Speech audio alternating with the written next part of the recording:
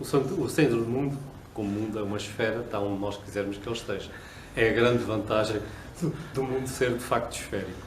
Contudo, Angra hoje já não é aquele centro do mundo no sentido das viagens que foi em tempos. Hoje as viagens fazem-se de uma maneira completamente diferente. Durante séculos, particularmente no período em que a viagem dependia do vento, os ventos aqui na bacia do Atlântico obrigavam mesmo, os navios a fazer uma volta que passava sempre aqui pelas imediações dos Açores, e nesse contexto Angra foi, durante muito tempo, verdadeiramente um dos grandes centros do mundo,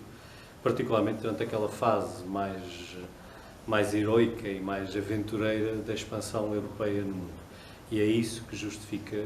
o facto de Angra hoje ser património mundial.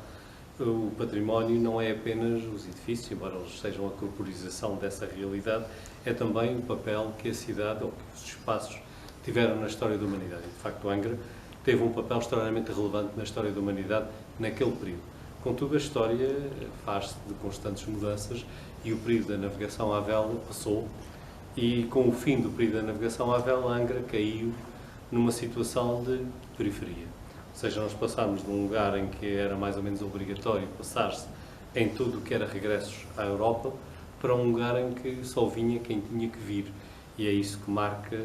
a grande transição que aconteceu a caminho do século XIX e, em particular, aquilo que aconteceu durante o século XIX, que foi a construção, primeiro do Porto de Ponta Delgada, com Molha Costável, e depois do Porto da Horta, sem que em Angra tivesse sido construído um porto com características equivalentes, que levou a que o papel da centralidade da cidade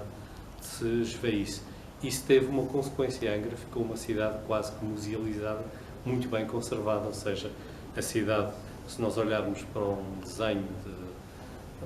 o mais comum, o Inchoten dos anos de 1590, e olharmos para uma fotografia tirada ali do Monte Brasil da cidade nos anos 60 ou nos anos 70 do século XX, vamos ver que a cidade praticamente não cresceu nada.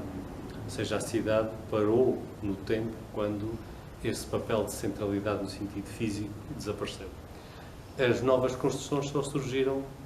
praticamente todas elas ligadas com o sismo de 80, com exceção de uma pequena zona de expansão, que foi aquela zona das chamadas Avenidas Novas, ali para o lado do Liceu, aqui por trás da Igreja da Conceição, que foi um crescimento relativamente tímido e relativamente pequeno, que aconteceu na década de 60 e na década de 70 do século XX. Tirando isto, nós temos uma cidade em que o mapa de Linschoten dos anos de 1590 continua a guiar quem queira passear pelas nossas ruas sem grandes diferenças. Voltando à questão inicial, porque essa é que é a questão importante, a centralidade não é apenas, e hoje ainda mais do que isso, não é apenas no sentido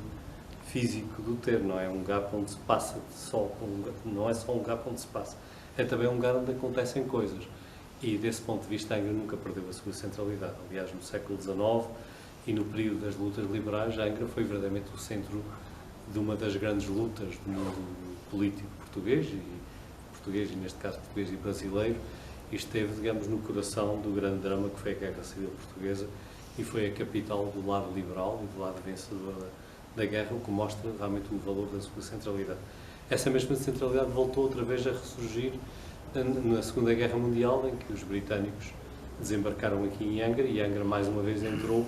neste jogo da centralidade, que depois acabou por se transferir de Angra ali para as Lajes, ali ao lado, mas que de alguma maneira é, no mundo aéreo, a continuação do papel que Angra tinha tido no mundo dos navios e da navegação à vela. Depois, obviamente, que também os aviões hoje já não precisam de parar para atravessar o Atlântico, essa centralidade também se esvaiu de alguma forma, mas há outras centralidades que vão surgindo, centralidades na área cultural, centralidades na área também da presença no mundo e da projeção dos Açores para o mundo, e o facto de hoje Angra ser uma cidade de património mundial dá-lhe esse poder e essa presença. Nós estamos ao lado,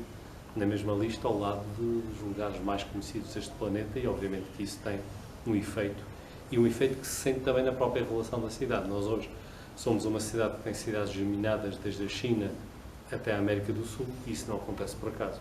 Acontece exatamente porque Angra está nessa lista prestigiosa e tem um conjunto de relações internacionais que é verdadeiramente notável para uma cidade com a dimensão que Angra tem. De resto, tem havido um incremento durante estes mandatos da Câmara mais recentes, dessa procura de parcerias e de afirmação no areópago do património mundial. Angra passou a ter um papel mais ativo, mais proativo nessas estruturas que, no fundo, também não são só divergentes, são convergentes, ou seja, podem trazer aqui muita gente e não é uma gente qualquer. Sim, e além disso aconteceu uma coisa que para mim acho que é extremamente importante e é emblemática desse percurso. Nós passámos de uma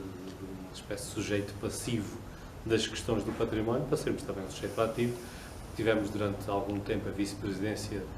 da Associação das Cidades do Património Mundial, a nível mundial, e temos tido, nesse âmbito e na relação com a Unesco e na relação com outras instituições, um papel extremamente relevante. Portanto, a Angra tem tido um papel internacional de relevo e esse papel internacional nós queremos, obviamente, mantê-lo e fortalecê-lo. E isso é uma nova manifestação da tal centralidade que vai tendo novas formas à medida que o mundo também vai evoluindo. As cidades gêmeas, nem todas são património mundial, algumas são, outras são gêmeas porque há grandes laços de afeto e culturais e que resulta da nossa diáspora. Também se tem sentido ao longo dos últimos anos um incrementar dessa procura de até novos parceiros e novas germinações. Eu já lhe vou perguntar uma por uma do seu tempo, mas pergunto do ponto de vista mais global da importância destas germinações. O que é que trazem, de facto, em termos de valor acrescentado, à cidade de Angra? Bom, a cidade de Angra é uma cidade que sempre viveu da relação com o mundo. Falávamos há bocadinho na questão da centralidade no tempo da navegação à vela, na centralidade nos tempos dos aviões, quando os aviões faziam escalas a meio caminho, mas a verdade é que Angra foi sempre, e em todos os momentos em que a cidade teve uma maior projeção, foi sempre numa relação com o exterior e, em particular, numa relação transatlântica com as duas margens do Atlântico, seja na relação com o Brasil, ou mais recentemente nas relações com os Estados Unidos e mesmo com o Canadá. E é nesse contexto que nós temos procurado que esta relação, que é criada através das cidades geminadas, seja uma relação viva e uma relação que se traduza, por um lado, na projeção de Angra para o exterior e, por outro, também numa aprendizagem e numa troca de experiências que é enriquecedora, quer para Angra, quer para as outras cidades. E a verdade é que esta colaboração, este trabalho conjunto, quer na área cultural, quer na área das infraestruturas, quer na área da gestão urbana, tem trazido frutos que são apreciáveis para a boa gestão de Angra. Muito daquilo que nós aqui fazemos, nos fomos aprendendo com os nossos parceiros e também muitas coisas que nós cá fazemos, eles aprenderam e nós basta olharmos para a questão das flores na rua e ver que nós aprendemos com alguns e outros aprenderam connosco. A verdade é que nas cidades irmãs há aqui uma imagem que já é comum. A mesma coisa acontece em matérias como questões ambientais, a questão dos esgotos, a questão do tratamento de resíduos, a questão da valorização energética, são matérias em que tem havido de facto uma grande permuta de conhecimentos e apoio mútuo em muitas matérias. E isso é um aspecto que esta relação no contexto das geminações nos tem trazido grandes vantagens. Para além da outra, que é fundamental, é preciso não esquecer que este processo de geminação entre cidades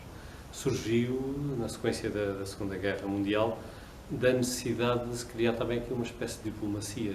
cidadã, de permitir que cidades e povos que tinham estado em lados diferentes no conflito restabelecessem a paz. E o contributo do conhecimento mútuo e do conhecimento dos cidadãos, e também este contributo que é fundamental para a paz no mundo através desta diplomacia das cidades, é um papel que nós não devemos descurar, e Angra tem-se empenhado fortemente no sentido de ser isso mesmo, uma ponte entre cidades que às vezes estão em lados opostos das questões geopolíticas da atualidade.